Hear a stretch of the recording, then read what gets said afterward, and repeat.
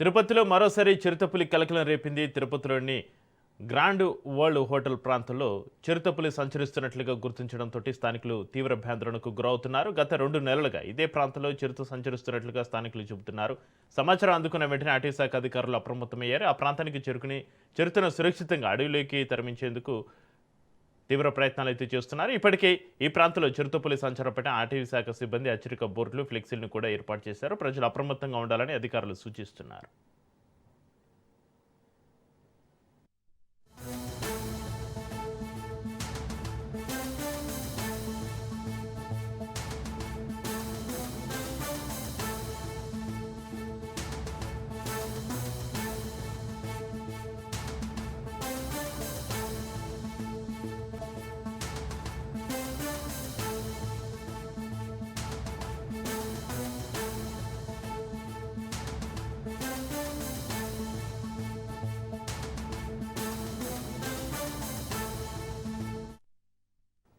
తిరుపతిలో మరోసారి చిరుతపులి కలకలం రేపింది. తిరుపతిలోని గ్రాండ్ వరల్డ్ హోటల్ ప్రాంతంలో చిరుతపులి సంచరిస్తున్నట్లుగా గుర్తించడంతో స్థానికులు తీవ్ర భయాందోళనకు గురవుతున్నారు. గత 2 నెలలుగా ఇదే ప్రాంతంలో చిరుత సంచరిస్తున్నట్లుగా స్థానికులు చెబుతున్నారు. సమాచారం అందుకున్న వెంటనే అటవీ శాఖ అధికారులు అప్రమత్తమయ్యారు. ఆ ప్రాంతానికి చేరుకుని చిరుతను సురక్షితంగా అడవిలోకి తరిమేందుకు తీవ్ర ప్రయత్నాలు చేస్తున్నారు. ఇప్పటికే ఈ ప్రాంతంలో చిరుతపులి సంచారంపై అటవీ శాఖ సిబ్బంది హెచ్చరిక బోర్డులు, ఫ్లెక్సీలను కూడా ఏర్పాటు చేశారు. ప్రజలు అప్రమత్తంగా ఉండాలని అధికారులు సూచిస్తున్నారు.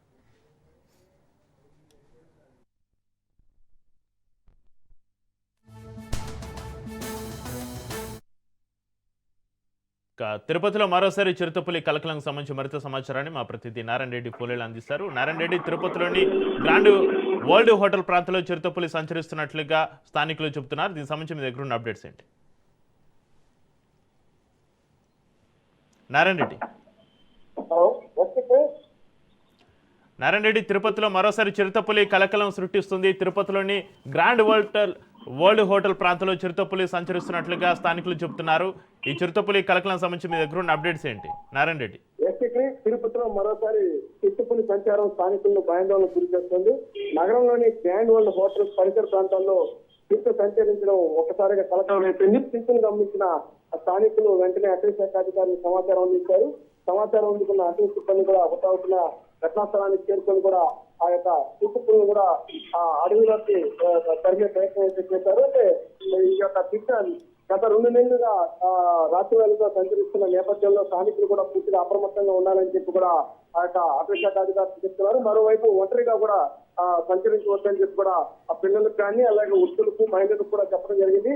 ఏదైతే అంటే ఇప్పటికే ఆ యొక్క ప్రాంతంలో కూడా గ్రాండ్ వరల్డ్ ప్రాంతంలో కూడా పూర్తిగా హెచ్చరిక బోర్డు కూడా ఏర్పాటు చేశారు. ప్రజలు కూడా నిరంతరం అప్రమత్తంగా ఉండాలని కూడా వాళ్ళు సూచిస్తున్న పరిస్థితి. అయితే ఈ యొక్క చిరుత సంచారం పట్ల అటవీ శాఖ అధికారులు కూడా ప్రతిరోజు 2 షిఫ్ట్లుగా అంటే ఉదయం 4 గంటలు, రాత్రి వేళల్లో కూడా ఒక 4 గంటలు కూడా షిఫ్ట్ కూడా ఏర్పాటు చేశారు. నిరంతరం 8 మంది కూడా గట్టి కాస్తున్న పరిస్థితి కనిపిస్తుంది.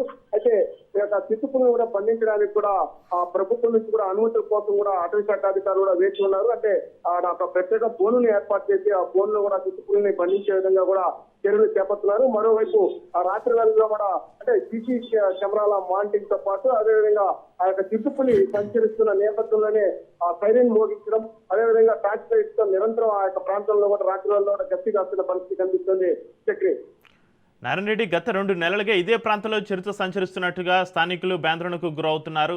మరి సమాచారం అందుకున్న అటవీ శాఖ అధికారులు ఎందుకు ఈ 2 నెలల నుంచి చర్యలు తీసుకోలేకపోతున్నారు?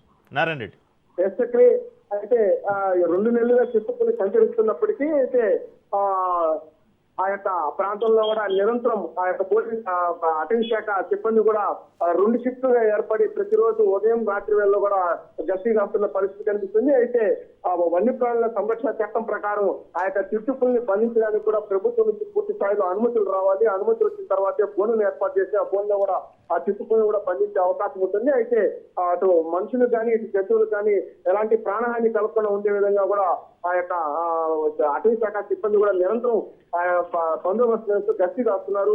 ఏదైతే అటవీ ప్రాంతం ఆ యొక్క గ్రాండ్ వరల్డ్ హోటల్ పరిసర ప్రాంతాలకు సమీపంలో ఉండడంతో కూడా ఆ యొక్క వ్యర్థాలను తినడానికి ఏవైతే కుక్కలు, పందులు, జింకలు వస్తున్నాయో వాటిని వేటాడడం కోసం చిరుతపుల్లో కూడా అక్కడికి రావడం జరుగుతుంది. ఈ క్రమంలోనే జనవాసంలో కూడా ఆ యొక్క వన్యమృగాలు వచ్చే పరిస్థితి ఉంది. కాబట్టి వాటిని గ్రామ అంటే ఏదైతే పట్టణ ప్రాంతాల్లోకి రాకుండా జనవాసాల్లోకి రాకుండా కూడా అటవీ శాఖ సిబ్బంది కూడా నిరంతరం అక్కడ గస్తీ కాస్తున్న పరిస్థితి కనిపిస్తుంది. Right, thank you Narayana Reddy.